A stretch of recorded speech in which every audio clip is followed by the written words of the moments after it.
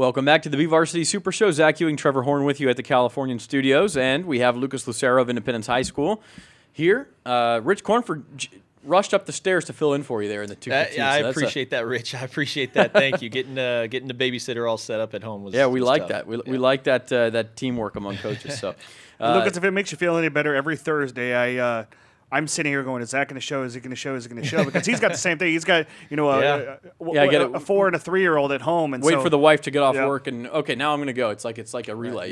So it doesn't even phase us here anymore. During summertime is where the daddy cap comes on, and that's where it gets real busy for me from football in summer, and then also coordinating with babysitters and daycares, and it gets busy during summer for me. Well, that sounds like a great life, though, man. Congratulations to you. Always busy. Thank you. Probably never busier than this year. Now that you're the head coach, what's the transition been like from an assistant to being the guy?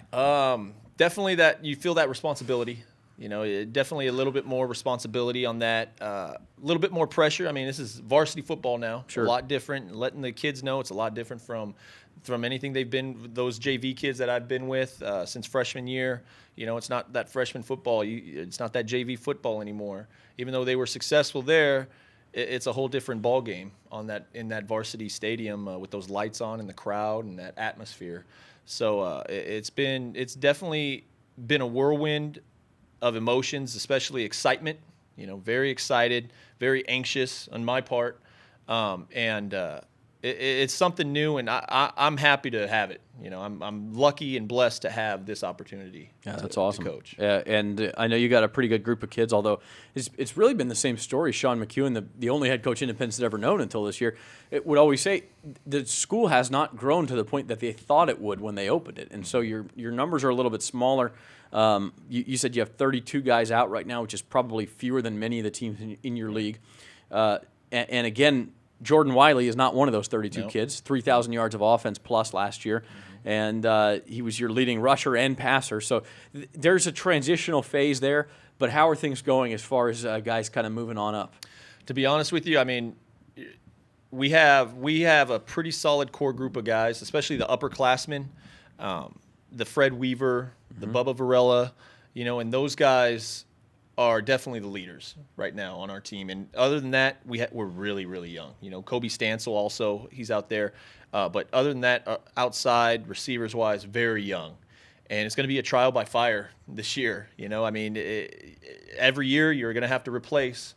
And you can't replace a Jordan Wiley, his talent, his arm. You can't replace a kid like that. But you just hope you can coach up. And with a Fred Weaver, who's just an athletic freak of nature, he might be able to fill in right there and have, if not the same success, even more. And similar to what you guys did with Jordan last year is put your best athlete under center, let him have the ball every single play in some form or fashion. How did that decision work out with Fred? At first it was there was a lot of button heads, I think, at first trying to get Fred on board.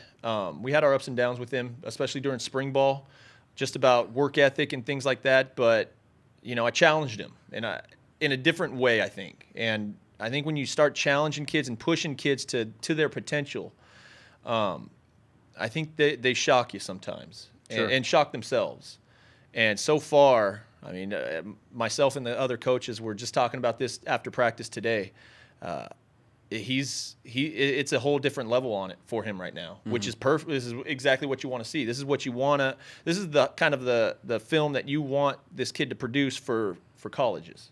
He has the potential, and now with the work ethic too, and that's just something you can't get out of everybody all the time. And we talk about. It's not the easiest transition. You ask for a guy who was an all-area first teamer at wide receiver, over 900 yards last year, and then you say in your senior year we need you to break out of your comfort zone and go to quarterback and be the leader. And not only that, roam around on the defense at safety. So did you use him as kind of a learning tool for everybody else that says you can't be comfortable anymore, you have to do it, and it starts from the top down when it comes to Fred?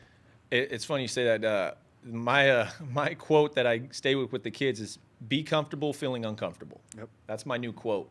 And whether in the weight room, on the practice field, you're hurting, you're tired, start getting comfortable feeling uncomfortable.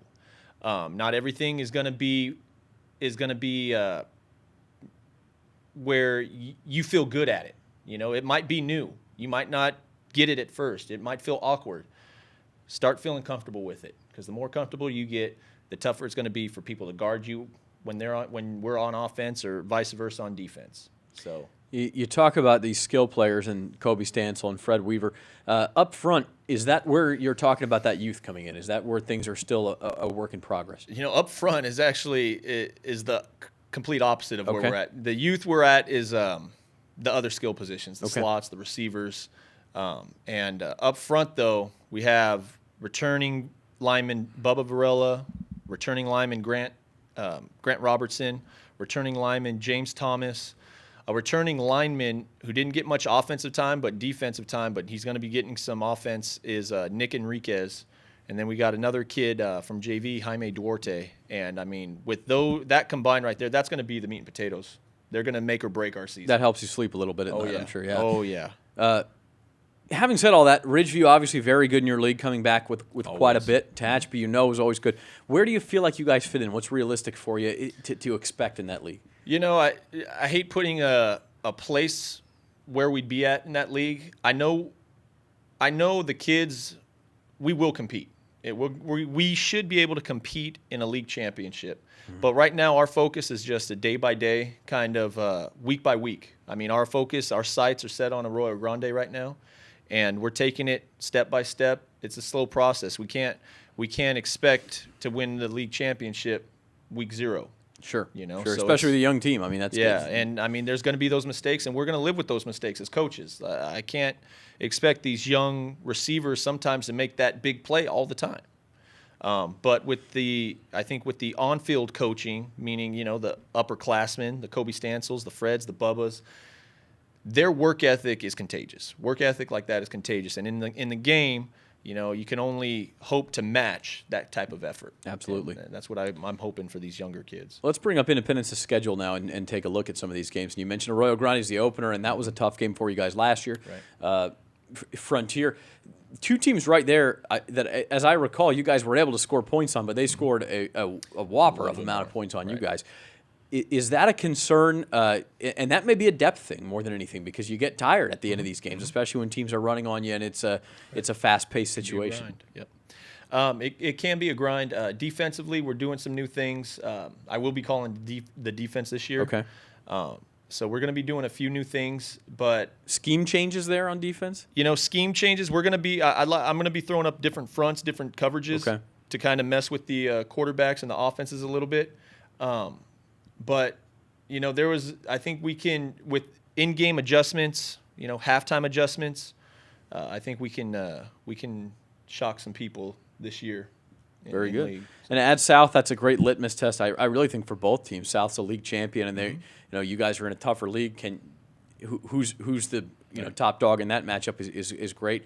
Miramonte, Highland, maybe a couple of winnable games before you get into the league. And the league, like we said, so tough. I mean, every coach in the SYL comes in here and says, look at the coaches in this league, and who among them has not had a ton of success? Yeah. Well, it's you. You haven't coached, and Right. you haven't been the head coach. Right. So in that respect, it's a lot of good opportunities for you to prove yourself and for your young team to prove itself. Yeah, absolutely, and we're excited to.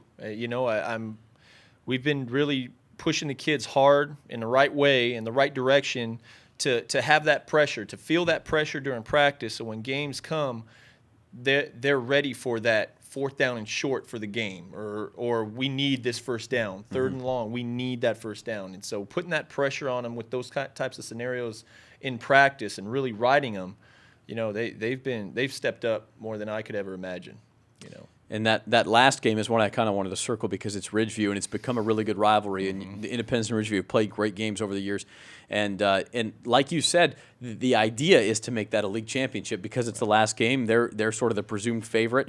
And I know you like to go week by week, but you can't help but at least put a circle and pencil around that one. Right, and I mean with the rivalry we got with Ridgeview, I mean it's definitely something that I try to keep the kids understanding that it is a big game, but at the same time, every other game we have is just as big. It means just as much to us, and so trying to keep that focus away, but understanding, and I'm not taking away from that being a big game, but trying to get these kids that if we go 1-9 and only beat Ridgeview, that's not a successful season. That game doesn't mean anything unless you make it mean something, Right. basically. Yeah, it's absolutely true. What's something that surprised you, let's say, pleasantly, and then something that you've had to get used to that hasn't been a pleasant surprise since you became head coach that maybe you didn't realize you were going to have to deal with? Something that it's been a pleasant surprise is just the way the kids have bonded together. It's a different type of bond that they've created. It feels more like a family, and I think they feel that way too. I mean, that person next to them is their brother, and that's what I tell them. I said, forget about us coaches. You guys are out there playing for each other. Sure. That's what it's about. It's not about, oh, I don't want to make coach mad. You should be, no, I don't want to let that guy next to me down. And that has been a pleasant surprise, seeing that camaraderie, that unity happen.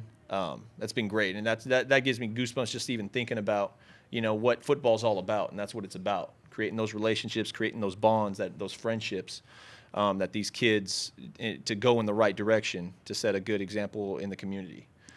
Getting used to, well, not used to yet so much, I think it's getting better, but just kind of the idea of showing up for practice all the time, So I think sometimes kids think it's optional, when it's really not. It's and now when you're the head coach, it falls on you to sort of got to get them there. Right. And it's actually been getting way better, actually.